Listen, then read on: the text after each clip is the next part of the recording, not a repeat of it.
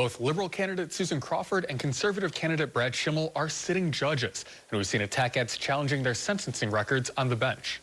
It was just a one-time thing. That's what Brad Schimmel said when he gave a, quote, sweet bargain to a man who sexually assaulted a 10-year-old girl.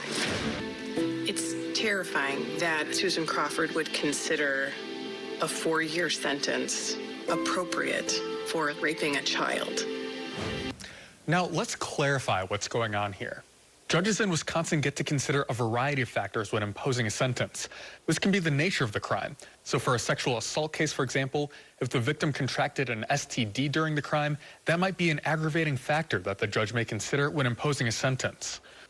But overall, judges are supposed to consider some restraint when imposing the sentences. Now, this comes from a 1970s Supreme Court case where the court writes, the sentence imposed in each case should call for the minimum amount of custody or confinement, which is consistent with the protection of the public, the gravity of the offense, and the rehabilitative needs of the defendant.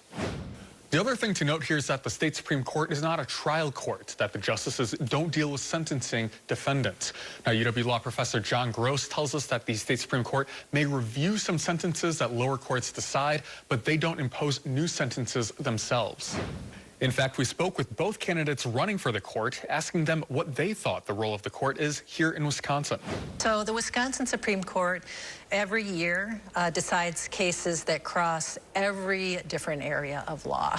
And that can be things like election law. It's a common topic to come in front of the Wisconsin Supreme Court. The court currently has 2 cases before it on women's reproductive health care.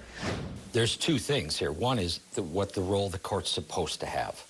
The role the court is supposed to have is to simply interpret the law the way it's written, apply it the way it's written, and not legislate from the bench. Now, combined, both candidates are spending tens of millions of dollars on these kind of TV ads, which brings us to the money part of this equation. Now, this race is on track to be the most expensive judicial race in history. Now, an estimate by WestPolitics.com from last week shows that nearly $59 million has been spent already in this race. Now, this can have an impact on the candidates running. We spoke with judicial elections expert Douglas Keith about what that means for the judges day to day. There's a lot of research showing that judges actually change their opinions in an election year. They're harsher in criminal cases. They're more likely to rule against defendants in criminal cases because they don't want to be attacked as soft on crime in their next campaign ad. And I don't think anyone thinks that that's how judges should be making their decision and that someone's freedom or someone's liberties should depend on whether or not it's an election year.